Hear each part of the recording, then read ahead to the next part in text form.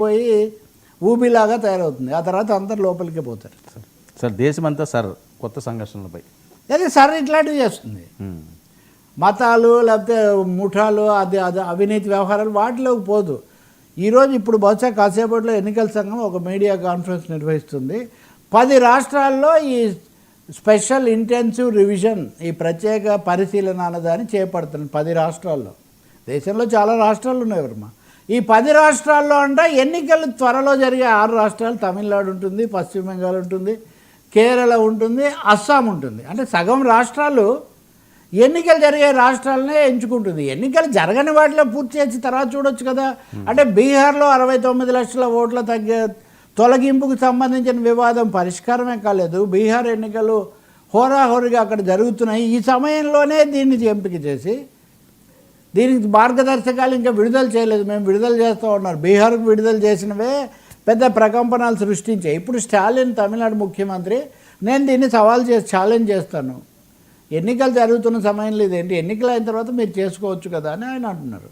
ఇంతవరకు కేంద్ర ప్రభుత్వం ఏమో పూర్తిగా మద్దతు తెలుపుతుంది. వాళ్ళు ఏమంటారు, అమిత్ షా ఏమంటారు, విదేశీయులను ఏరేస్తాము, లేకపోతే ఇంకొక రకంగా చెప్పాలంటే బంగ్లాదేశ్ నుంచి ఇంకో చోటు నుంచి వచ్చిన ముస్లింలు చాలామంది ఉన్నారు, వాళ్ళని మేము తగ్గిస్తాము. ఇది బీహార్లో ఇంకా సూటిగా జరుగుతుంది.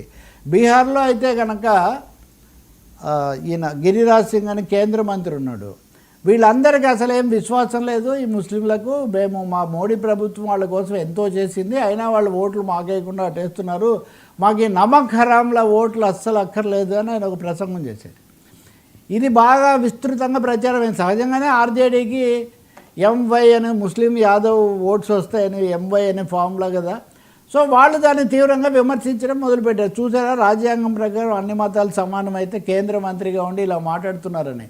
ఇది నితీష్ కుమార్ గొంతులో వెలక్కాయలాగా తయారైంది. సో ఆయన మళ్ళీ ఒక ప్రకటన చేశాడు, మీరు ముస్లింలు ఎలాంటి గందరగోళానికి గురి కాకండి, మీరు వాళ్ళ మాటలు వీళ్ళ మాటలు వినటం కాదు, నా పరిపాలన చూడండి, నేను ఎప్పుడు ముస్లిం మీకోసం ఎలా చేస్తానో మీరు గమనించండి అనే పద్ధతిలో ఆయన ఒక ప్రకటన ఎలాగో ఈ డ్యామేజ్ లిమిటేషన్ చేయడానికి ఆయన ప్రయత్నం చేస్తున్నాడు. తేజస్వి యాదవ్ ఏమో నేను అధికారంలోకి రాగానే ఆ వక్ఫ్ చట్టం, దుర్బుద్ధితో తెచ్చిన వక్ఫ్ చట్టాన్ని తీసి బుట్టలో చేస్తానని చెప్పి ఆయన చెప్తున్నాడు. అని నేను ఈ రెఫరెన్స్ ఎందుకు ఇస్తున్నానంటే, సర్ ద్వారా ఓట్ల తొలగింపులో వీళ్ళని టార్గెట్గా చేస్తున్నారు అన్నది ఇండియా కూటమి యొక్క ఒక ప్రధానమైన విమర్శ. కాదు అందరినీ తీసేశారని కొన్ని సర్వేలు లేకపోతే ఏదో చేసి చెప్తున్నారు. కానీ బీహార్ ఎన్నికలు ఈ కొలికి వస్తున్న సమయంలో సర్ అనేదాన్ని దేశమంతటా అనే పేరుతో ఎన్నికలు జరిగే రాష్ట్రాల్లో మాత్రమే రుద్దడం మటుకు తప్పనిసరిగా తీవ్రమైన ప్రకంపనలకు దారితీయబోతుంది. అసలు ఎన్నికల వ్యవస్థ మీద విశ్వాసం కూడా తగ్గి, ఎన్నికలకు ముందే మీరు ఓట్ల చోరీ, ఎన్నికలు అయిన తర్వాత ఎన్నికల్లోనేమో ఈవీఎంల మీద సందేహాలు, వీటి మధ్యలో చాలా ప్రతిష్టాత్మకమైన విశ్వాసపాత్రమైన భారత ఎన్నికల వ్యవస్థ సందేహాస్పదమవుతుంది. మరి ఇప్పుడు వాళ్ళు ఏం చెప్తారు, చెప్పిన తర్వాత పార్టీల స్పందనలు ఎలా ఉంటాయి మనం చూడాలి. ఖచ్చితంగా వివాదానికి బాట వేస్తున్నారని మటుకు చెప్పవచ్చు. తెలిసి ఎందుకు చేస్తుంది ఎన్నికల సంఘం? మామూలుగా అందరి అభిప్రాయంతో నడవాలండి. ప్రభుత్వాలు కానీ పరిపాలకులు కానీ నలుగురిని కూర్చోబెట్టి ఇలా అన్నారు, ఓకే మధ్య మార్గం ఇది అన్నారు. ఇక్కడ అట్లా కాదు. ఇక్కడ అమిత్ షానేమో చూసారా, మేము ఎన్నికల సంఘాన్ని అభినందిస్తూ బీజేపీ, ఆర్ఎస్ఎస్ కూడా ఎన్నికల సంఘం భలే చేస్తుందని వాళ్ళు అభినందిస్తున్నారు.